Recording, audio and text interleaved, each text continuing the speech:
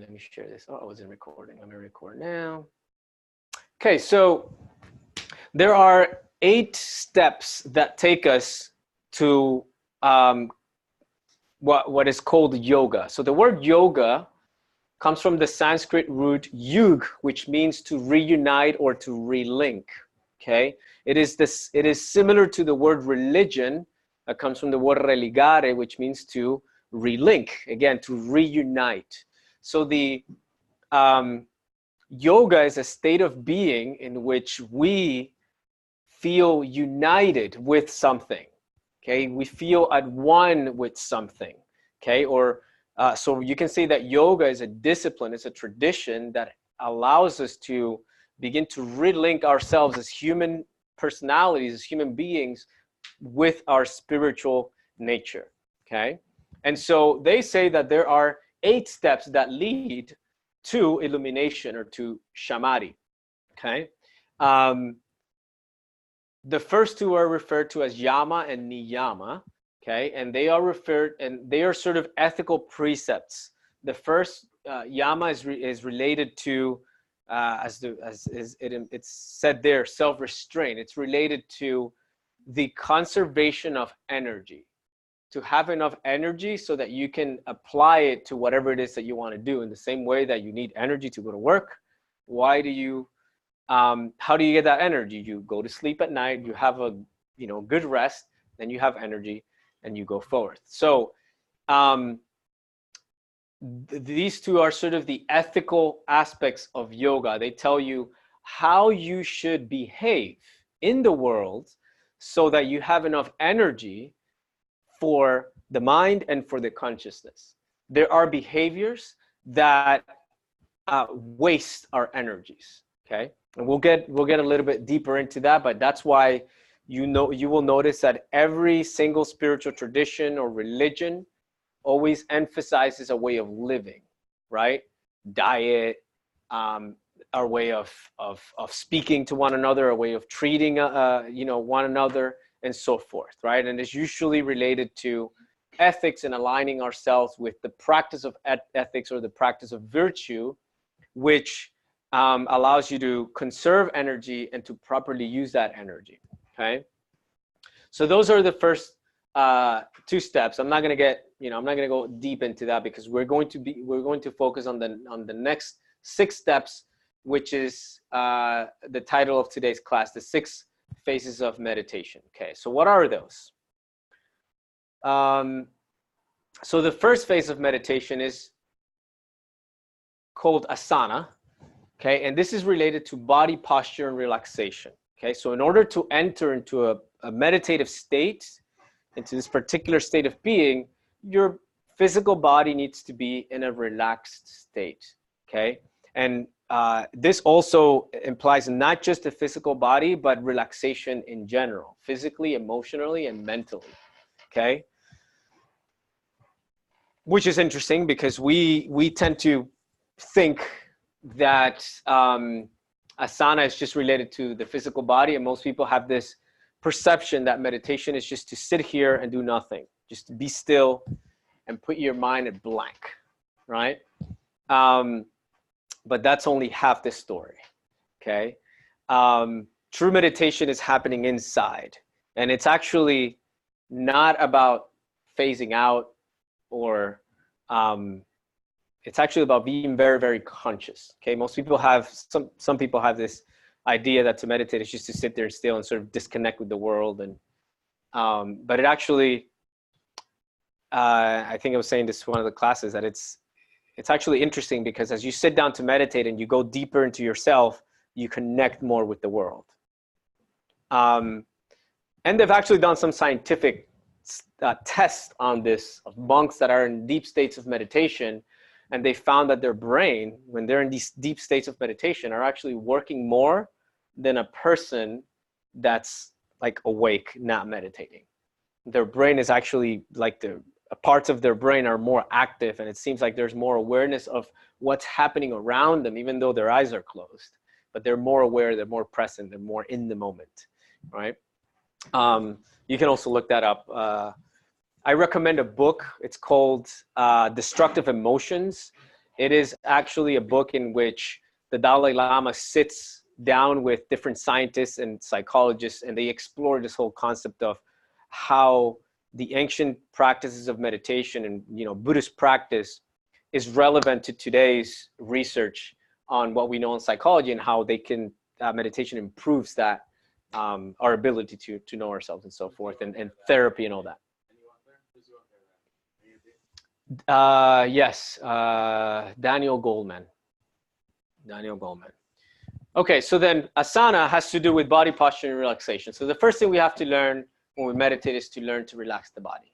Okay, when you begin to relax the body, this brings you into, you know, the body has two states: the fight or flight state, or the it's called the growth state. Okay, or yeah, it's the growth state. It's the essential state of our physical body.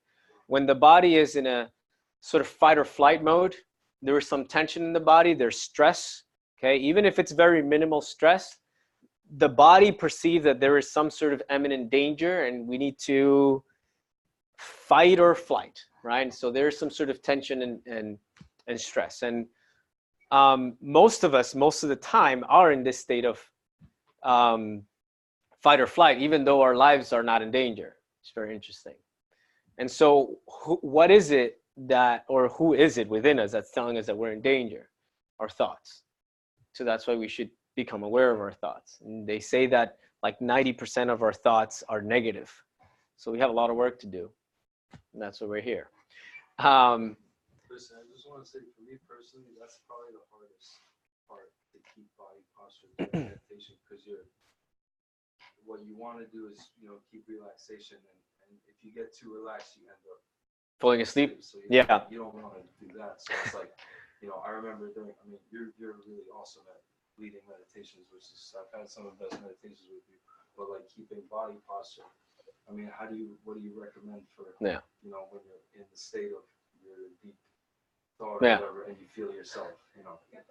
Get this chair over here. I have a special chair. It's awesome. Well, so the first thing that I want to tell you is make sure that you rest your body. Okay, we need a healthy body to do anything in life, right? So let's make sure that we start with getting enough sleep, having a well-rested body, okay? And then you can begin to try these things out, okay? And that's all part of that practice of asana, okay? So asana has to do with taking care of your body, you know, making sure that you have a healthy body, that your body is well rested, so that when you sit down, you're not just passing out. You need to have enough energy to be awake, but you also need a little bit of drowsiness, a little bit of sleepiness, right? Because the sleepiness opens the subconscious, and it brings the conscious with the unconscious together. And this is where we have all of a sudden visions. Like before you go to sleep, sometimes when you have like these random visions while you're still asleep. Has that ever happened to you? Yeah? And you're like, whoa, what was that? You're beginning to see your unconscious, right? So, so yeah, great question. Let's begin with that, okay? And this is why, like, the whole tradition of yoga, or at least hatha yoga, which is related to the physical postures, okay? It helps maintain a healthy body, relax the body, and all that, right? As far as sitting, when you're actually sitting, meditating, they recommend that you have your back straight but relaxed, okay? If you're sitting on a chair, preferably you have a 90-degree angle, okay, on your legs. So try to find a chair that's not too high or too low for you, okay? Or you can also sit like Oriental style, you know, the full lotus or whatever it's called, lotus, semi-lotus. Whatever you feel comfortable with. The point is to have a posture in which your body can be comfortable and you don't need to move for the duration of the meditation, okay? And this will actually, this has to do a lot with like physical discipline, because you'll notice that as soon as you sit, you're gonna have your body it'll itch over here, you'll have desires to do this, to move your body, and then it's sort of an interesting training that you go through, because you'll notice, like anything that requires discipline, if you give yourself into the random little distractions, you'll never make it. And so there's always a part of like self-restraint and just sitting there and doing nothing. And for some people, that's the toughest part. For some people, that's very easy, you know? So that's just the first phase. Learn to relax the body and learn to be still as much as you can, okay? Right, your neck should be straight but relaxed. Again, they say that the proper posture is like your nose should be aligned with your belly button, okay? It's like this, and your head should be lifted a little bit and just sort of floating off your neck or your body, right? And you know, just all of that allows for proper breathing, which is the next phase, which is pranayama. There's way more into that, but we can synthesize this phase into the proper use of the breath, of the breathing, okay? And obviously, if you're hunching, you can't really take enough air. You can't use your entire lungs to breathe. If you're leaning back too much, you can't breathe either. So that's why like the posture has to be somewhat perfect, but relaxed. And so there are some chairs like that one in which, that's why you'll see some monks, excuse me, that are meditating, in which this is like a proper posture, right? Where you sit, and when you do this posture, let's make sure that you guys can see me. Oh,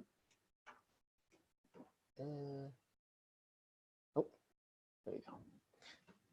Something like that. So like when you sit, right? If you can sit here, you'll see that your spinal column is aligned and you're erect, right? You're you're very like balanced. Okay. That's like a perfect posture. If you're sitting cross-legged, you want to put a cushion under your butt to lift yourself a little bit, so that basically like your spine has to sort of stick out a little bit, like you're sticking your butt out a little bit. Okay. That way, like it's sort of like you're standing like a cobra, right? And that's why there's a lot of sort of symbolism behind like the cobra and all that kind of stuff, and the Buddha sitting and meditating and the cobra behind him and all that. It also allows for, esoterically speaking, it allows for the energy to flow freely, the chi energy or the prana to flow freely through all of the nadis, or nadis are conductors of energy. In the same way that you have like a circulatory system, you also have a system that channels energy through your body, right? So when we have that proper posture, we can begin to breathe in a way that allows our entire lungs to be used, to take much more air, right? Which right away, this is why one of the benefits of meditation is that it improves your health and it boosts your immune system, because the more oxygen there is in the body, the more white blood cells that you produce, it heightens your ability to fight off diseases and all these kinds of things, right? So there are a lot of different ways of breathing. We'll keep it simple. There's something called taking complete breaths that we talk about, which is in essence to be able to breathe with your entire lungs. Most of us usually breathe in a very shallow way, right? Like with the upper part of our lungs. But a proper breath should consist of 3 parts, okay? First, your air goes down into your belly. You expand your diaphragm. Your belly actually expands because you're filling the bottom portion of your lungs, and it's sort of pushing your abdomen, your belly out, right? So that's the first phase, or the first phase. Your air goes here. Then the second, you fill the rest of your lungs, the mid part of your lungs, and then the top part of your lungs. Okay, let's do this exercise for a moment. So find a proper posture, okay? And you'll notice the difference. You will feel this muscle here, the diaphragm, actually begin to like stretch. Like when you're stretching your muscles, you will feel this. So breathe into your belly. Let's say like a 6-second inhalation. Actually, that was really long. That you can actually do a complete, you notice how like your entire, right? Okay, so let's try that again. Just breathe into your belly. Feel your belly go. Then here, and then up here.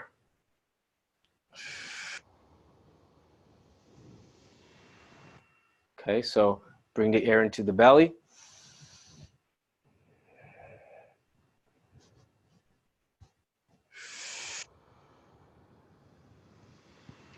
Then you feel it just going like this when you breathe out, right?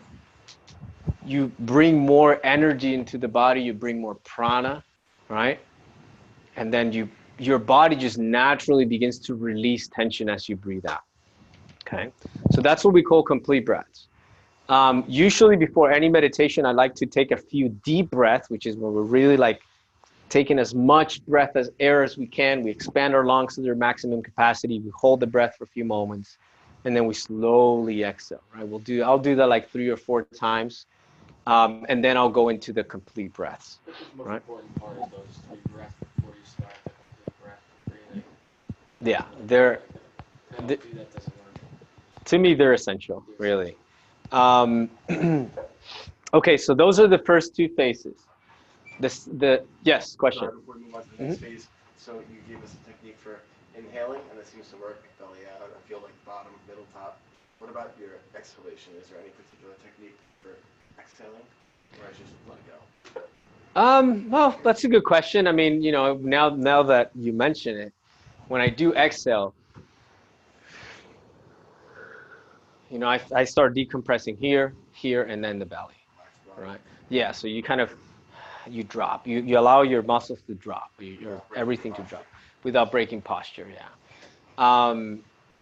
And, you know, slowly release the air, don't just go, you know, allow yourself to just slow down. That's one of the key elements in meditation and in mindfulness, just slow everything down a notch, you know. New York City is fast enough, so we need to slow down. All right, so that refers to the control of the breath, proper breathing. Pratyahara refers to, it's translated as abstraction of the senses, which means to bring your mind away from distractions, if anything, okay? When you sit here, let's say you're having a conversation with someone, if you really want to pay attention to that person, you have to focus, and you have to sort of block everything else so that you can concentrate, right? And so pratyahara has to do with not being dragged by desire, not being dragged by the senses that are always trying to take you, hey, over here, hey, look, shiny thing over here, hey, this smells this, hey, over here, hey. I was like, wait, what am I doing? Oh, I'm here, okay. What do you say, Maya? This is, oh, it's straight, oh, it's like, huh? And what is that? What are all of those things? Desires. Desire to want to know what's happening over here, what's happening over here, the desire to please or rather satisfy a particular physical or mental craving, right? And so that's what that refers to. It refers to, it's usually like, you know, disconnecting from the world. You know, I don't really like to use that term, but we'll call it that for now, right? So you basically bringing awareness inside and detaching yourself from the pool that the senses have on you, okay? And then the next part is dharana or dharana, which is concentration, okay? Concentration is required. The more concentration that you have on something, the more that you get out of it, okay? The more of your ability to, like your attention span is related to the amount of information that you're going to be able to take in, okay? And that's why I shared that meme last week, and I talked to you guys about it because unfortunately we're in a disadvantage. Scientists say that goldfish have an attention span of about 8 seconds, okay? And it turns out that we now have an attention span of 7 seconds. 7 seconds, guys. A fish has an ability to hold their attention in something longer than we can. Like I said, we have a lot of work to do. A fish is closer to illumination than we are, okay? So this is why every meditation class that you take, they tell you focus your attention on the breath, focus your attention on a mantra, on a particular part of the body, and so forth. And this is where I kind of leave you guys on your own, because anything that any meditation instructor can do is to help you get to that point, concentration. Once you enter into this state of concentration, once your mind and your consciousness is able to be steady in one point, then you enter into a state of meditation. And then insight comes, comprehensions come, okay? A moment of comprehension is a moment of enlightenment. Don't you feel enlightened when you all of a sudden comprehend something? Literally like a spark goes on. You feel this sense of joy and bliss all over your body, even if it's for a second, right? That's a small samadhi. That's a small ecstasy, right? And so that's why I won't be talking about these too much, because my task is to help you get here, okay? And that's really, I've come to realize that when I'm guiding meditations, what I'm doing is I'm just calling your attention all the time. Because you sit here and you're like, okay, follow the breath, and you start following the breath. And then you start thinking of laundry. And then I'm like, and now come back to your heart, like, oh yeah, okay, I'm here. And then you start raising, you know, and then things that I say will bring you back. And then you'll notice that the longer that you're able to stay in this, like here, the more pleasant that you feel, and the more alive that you feel, and the more aware that you feel, and so forth. And you'll begin to notice that every thought creates a little bit of tension. Every single thought creates tension in the body. This is something very, very interesting. Can I say something? Sure. When I meditated, I kind of stopped the practice, but when I meditated, I looked at myself after the meditation and I looked rested. Like my skin was way better than when I started. And I was like, wow. That's a great observation. Yeah. Yeah. It was really weird. Like, like if I slept for 12 hours. It was really weird. Yeah. Yeah. Oh, wow. The secret of Yeah, and that brings a very interesting point in relation to like the science of sleep. Like it's not about the amount of sleep that you get, it's about the quality of sleep that you get, you know. And there are some people, I mean, they say that you only really need 6 hours of sleep. You know, it varies person to person, or some need 7, you know, some are okay with 5, but usually 6 is like the ballpark. The only reason we need 8 is because we completely exhaust ourselves during the day. And then we don't get proper sleep, because when you lay down, your mind is actually going a lot. And so, like I said, every thought requires energy. And so if you're laying down and you're thinking a lot, you're taking some of the energy that the body is sort of recuperating. And so that's why pay attention next time that you have a very, you know, a regular 8-hour sleep, but you feel like you've had a nightmare, or you've had very intense dreams where like you've been worried in the dream. You ever had those dreams where you're like worried and trying to resolve a problem, or someone's after you and like there's a deadline, or you're trying to get home and you're always trying to get there and you never make it, and you wake up and you're like, you can relate to the feeling? That's because your mind was going and going and going and depleting your physical body of energy, right? And yeah, you know, there's so many interesting things that, you know, we can give a lecture about each one of these, but we'll do that later in more detail. Yes. So sometimes when I'm meditating, I get to like samadhi. But as soon as I get it, I get like almost excited and I lose it. Is there any way to like calm yourself down? I feel like if I want to get to a level where I feel like I'm floating, or like I feel like where I want to be inside my subconscious. Mm-hmm. As soon as I see it and I get there, I'm like, oh, and then it's gone. Every time. Yeah. So I'm only ask for like, I don't know. The mind comes in. The mind comes in. That's pratyahara. The mind always has desires. As soon as a desire comes in, it brings you back, you know. But with training and training and training. And again, this is why I brought up the example of Karate Kid, that movie, where you've all seen Karate Kid, right? Homework. Okay. You know, the guy, the master tells the karate kid, you know, I'll teach you karate, but the first thing you have to do is learn how to wax the car, you know, right, left, right, left. It's like, what the hell does this have to do with karate, right? That's us. We don't want to sit there and just do concentration exercises. We just want to get to samadhi right away. Like, no, you have to sit there and count your breath, follow your breath, even though it seems very boring. Eventually, it'll take you there. Okay, so I have this practice. Okay, you can mind just passing this around. Just take one and pass it around. It's called the 6 Marvelous Pathways to Concentration and Meditation. And this is taken from the book, The Practice of Zen by Chang Chen Chi. Okay. And here, there are 6 specific phases or practices that you go through. Okay. Are we missing some copies? Yeah, I have an extra copy. Here you go. You know, I'll give you this one. I'll read it and then I'll give it to you. I listen. I don't read. That's in the meditation chamber book that you have. Yeah, I have it. So yeah, just pass it on.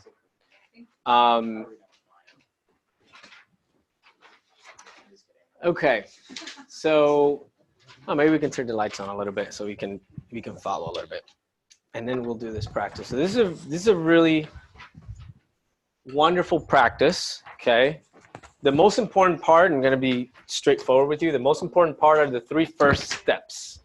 Okay.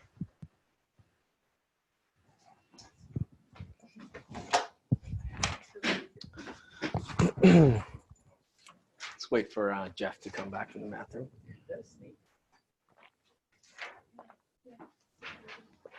It's the cobra with 7 heads I want that tattoo. that protected the Buddha when he was meditating.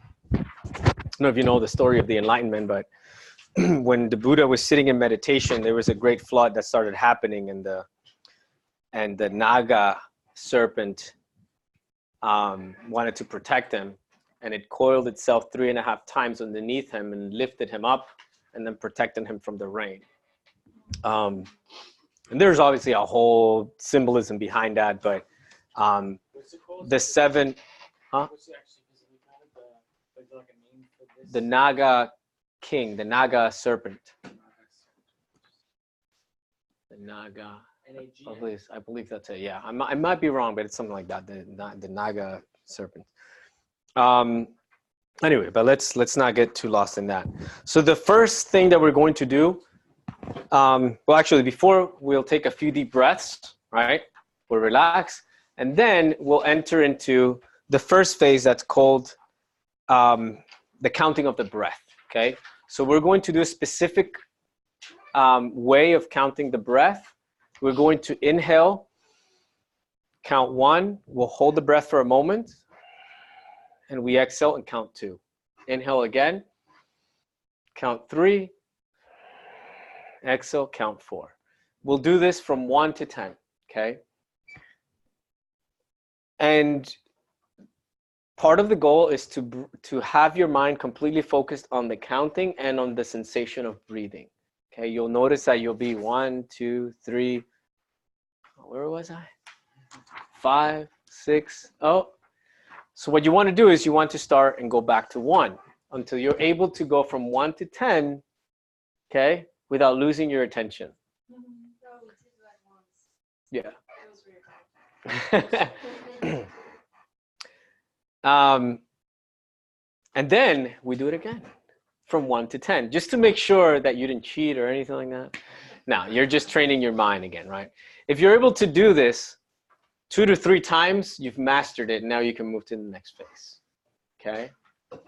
And so for some of you, this is going to be the challenge. And for some of you, it's going to be easier. And that's okay. Whatever level you're at, that's fine. This practice is actually for beginner, intermediate, and advanced, okay? The next phase is called where follow the breath. So we let go of the counting and we just simply experience the breath. We follow the breath. We feel the air going into the nose, into the lungs. You feel the sensations that you experience as you breathe in as the air comes in, as it goes throughout your entire body, as you breathe out. See why it's called, meditation is called becoming familiar with? So you're just becoming familiar with every single little thing that's happening, right? You're slowing down and just observing. You're just taking everything in, right? That's the second phase. It's going to be a little harder to keep your mind focused because now your mind doesn't have a particular accounting that you have to follow. You just focus on the breath, and you'll take a few breaths in and out, and your mind will go. You bring it back. When you catch yourself over here doing laundry or taking this train, having a conversation with your boss, you bring it back, right? Now it's not the time to resolve your problems. You have to wait a little bit. That's this part of meditation. And right away, you'll begin to see that what you're doing is there's like a battle that begins to happen between what you want to do and what the mind wants to do. That's desires, and what your body wants to do. And so you have to begin to overcome those desires. And that's why when the Buddha was sitting in meditation, the goddess Tara came and she sent her 3 sisters to bother him and sent demons to bother him, and it didn't break his meditation. He stayed there still, right? That's sort of the inner battle that happens. So you stay there. And as you're doing that, what's happening? You're going through the phase of pratyahara. So quickly we're going from asana to pranayama, working with the breath, to pratyahara. Now you begin to sort of liberate yourself from the mind's desires, dragging you here and there, right? Because remember, when you allow yourself to be dragged by the mind, you are a slave of the mind. And whoever has influence over your mind can control you. Think about that, right? We are beings that are very, very easy to manipulate. You know that if someone comes into this room and tells you something that you don't like, it ruins your entire day. Oh, that's not nice, right? But who's to blame? You. Because you should have control of your emotional and intellectual states, right? You're the one that chooses how to react to the various circumstances of life, right? So when you begin to practice pratyahara, you begin to practice a sense of liberation, okay? And that's what pratyahara brings. This is the sense of I'm liberated. Now I can do whatever I want. Now I can focus on this, concentrate on this, and begin to get insight about that, right? Okay, so the third part or phase is the practice of suspension. Here we're going to suspend the attention of the mind in one particular point, whether it is the tip of the nose, as it is said or recommended here on this sheet. I'm going to change it a little bit. We're going to focus on a mantra. We're going to do the mantra Om. So what you do is Om, right? And you just focus on the mantra. You bring all of your awareness to the mantra. You feel it, you sense it physically, and you follow with your mind. And as you're doing that, you'll see again your mind, you bring it back. And the more present and concentrated that you are, the more that you actually feel the vibration of the mantra within you. And then little by little, okay, little by little, you begin to realize that there is this you and this practice that you're following, right? And that's what's called self-observation. You begin to actually become very aware of who you are, of what you're experiencing, the thoughts that are manifesting, the emotions, the feelings, the sensations, and you begin to observe yourself and to begin to have the sense, like I was saying in the beginning, of who am I? And then you begin to experience that I am this awareness that is behind the thought, that is behind the emotion, behind the sensations and so forth, okay? And that's what the practice of return is. It's called return because we're returning to our original state, to our essential nature. We're reconnecting with that. Up until that point, you begin to realize that there is, again, this dichotomy of the one who's practicing and the practice. And then little by little, that begins to dissolve and integrate into one. And that's what's called the practice of purity, where now you begin to have this experience that you begin to sort of expand, you become lighter. Your physical body doesn't feel as dense anymore. There is no me, there is no you. It's just the I am. And in that moment, you become like a drop that drops in the ocean. You become the ocean, right? We've all heard those analogies, right? That's the practice of purity, okay? So there are those 6 specific phases. The first is counting the breath. The second, you just follow the breath. The third, focus on just one part of the body or focus on something. In this particular case, it'll be the mantra, the Om. And then the sense of self-observation, okay? And then slowly you enter into this state of a return, reconnecting with your essential nature, and then you become one with everything, and that's Samadhi, okay? All right, so I'll stop talking here finally.